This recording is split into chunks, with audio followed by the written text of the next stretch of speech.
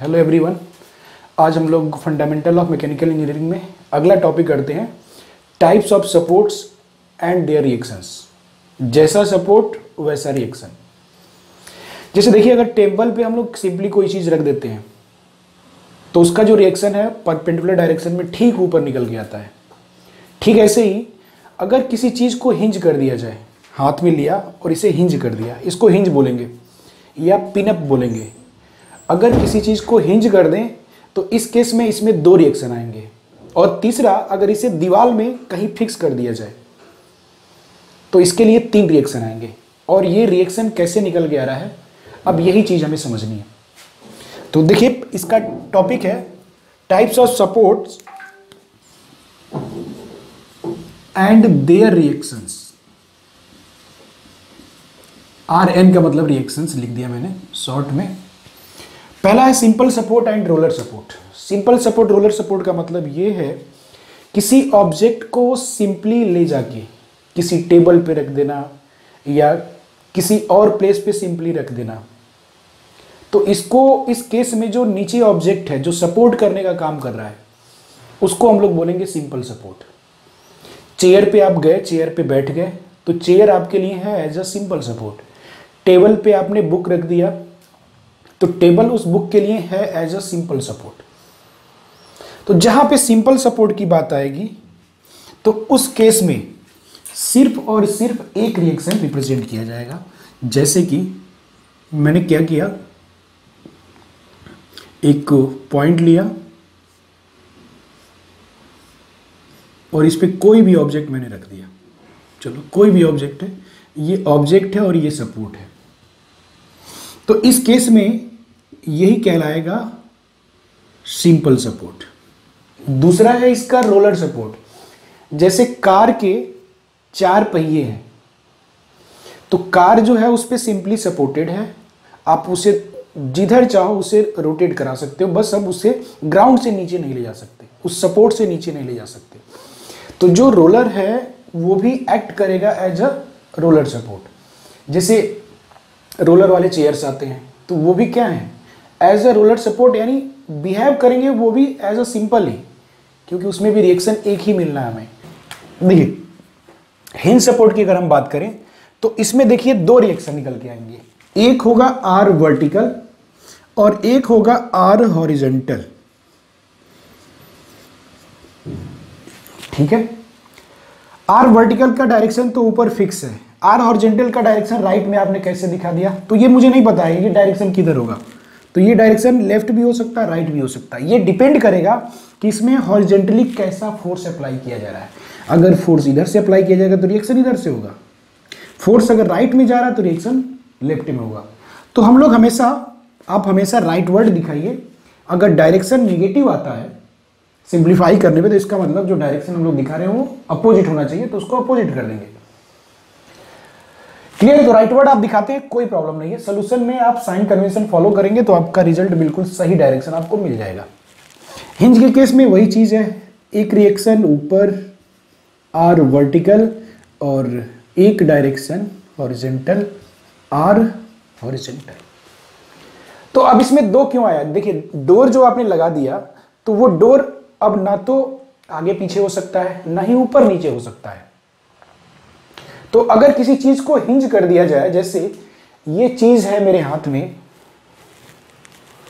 Board duster, इसको अगर मैं हिंज कर दूं, यही हिंज का मतलब यही है।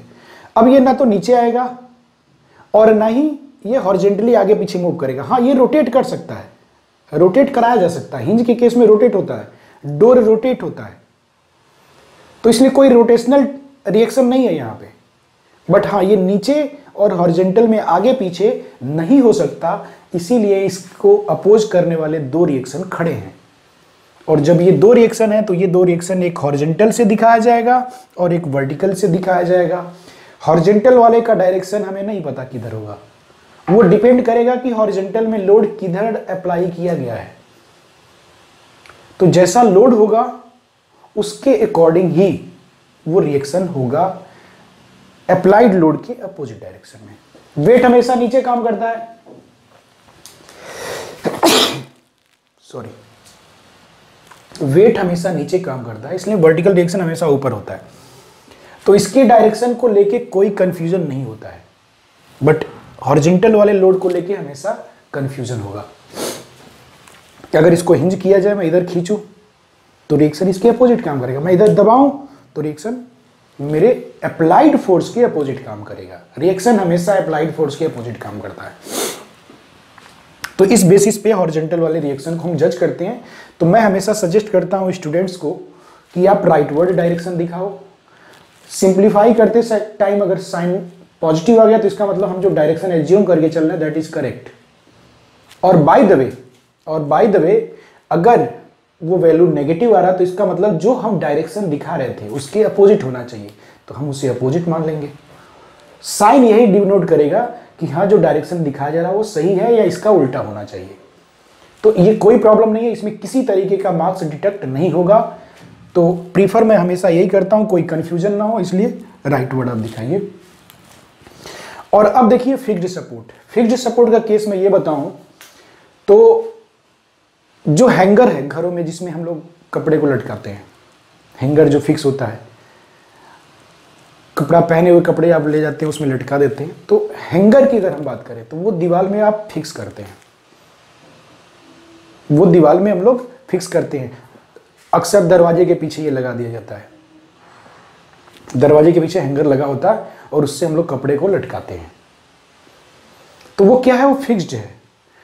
ठीक ऐसे ही घरों में जो बीम लगाया जाता है, बीम का मतलब हॉरिजॉन्टल स्ट्रक्चर एक तैयार करते हैं और जिसपे छत को, रूफ को सपोर्ट करता है, जो रूफ को सपोर्ट करने के पर्पज से जो लगाते हैं, तो वो काम क्या करता है, वो बेटा बिल्कुल दोनों एंड पे फिक्स्ड होता है। तो जो फिक्स्ड सपोर्ट है उस केस में किस तरह का रिएक्शन निकल के आएगा, अब ये चीज यहां से देखिए, ये मार्कर है, मैंने क्या किया, इसको फिक्स कर दिया, बिल्कुल फिक्स।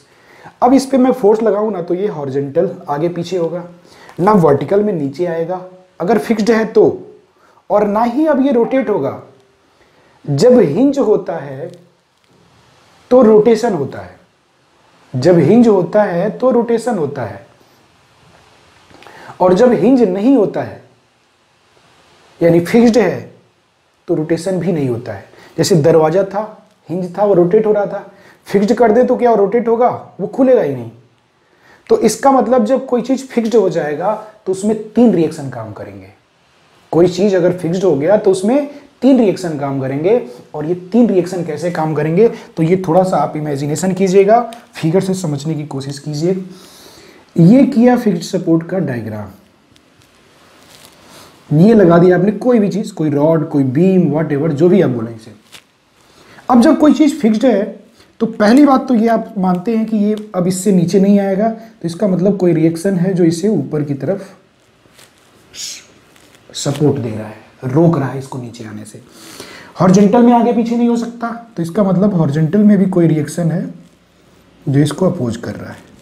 जिधर से रेस्ट्रिक्शन होता है उधर से ही रिएक्शन आता है। तो ये दो तो आपको पहले हिंज में भी दिख रहे थे। हिंज में एक चीज था कि ये रोटेट हो रहा था, बट अब ये रोटेट नहीं होगा। तो जब ये रोटेट नहीं होगा तो इसका मतलब कोई रोटेशनल फैक्टर है जो इसके अप्लाइड इसके रोटेशन को अपोज कर रहा है। तो वो जो इफेक्ट है जो इसके रोटेशनल मोशन को अपोज कर रहा है उसी को हम लोग बोलते हैं मोमेंट रिएक्शन, और इसको दिखा रहे हैं एंटी क्लॉकवाइज से। मोस्टली यही होता है, लोड क्लॉकवाइज रोटेट कराएगा इसके अबाउट, तो रिएक्शन, मोमेंट रिएक्शन जो है वो एंटी क्लॉकवाइज आ जाएगा। तो यहाँ पे कुल मिला के 3 रिएक्शन, क्योंकि तीनों चीजें नहीं हो रही हैं, ना तो हॉरिजॉन्टली मूवमेंट हो रहा है, ना ही वर्टिकली मूवमेंट हो रहा है, और ना ही रोटेशन हो रहा है। तो दैट्स वाई यहाँ पे 3 डायरेक्शन से रिस्ट्रिक्शन है, तो ये 3 रिएक्शन लेके आता है। तो इसका मतलब सिंपल सपोर्ट में ओनली 1 रिएक्शन, ये बात दिमाग में बैठा लीजिएगा, ओनली 1 रिएक्शन। इसके लिए 2 रिएक्शन, और इसके लिए 3 रिएक्शन। तो स्टूडेंट्स टोटल यही सपोर्ट है और जैसा सपोर्ट वैसा रिएक्शन, और यही अब क्लासिफाई करेगा बीम को। तो अब इसके बाद हम लोग डील करते हैं बीम से, बीम का क्या मतलब है और बीम को कैसे हम लोग समझेंगे। तो अब ये सपोर्ट आपने समझ लिया तो आपको बीम 100% बिल्कुल परफेक्टली समझ में आएगा। ओके, तो मिलते हैं अगले वीडियो में, तब तक के लिए थैंक यू वेरी मच।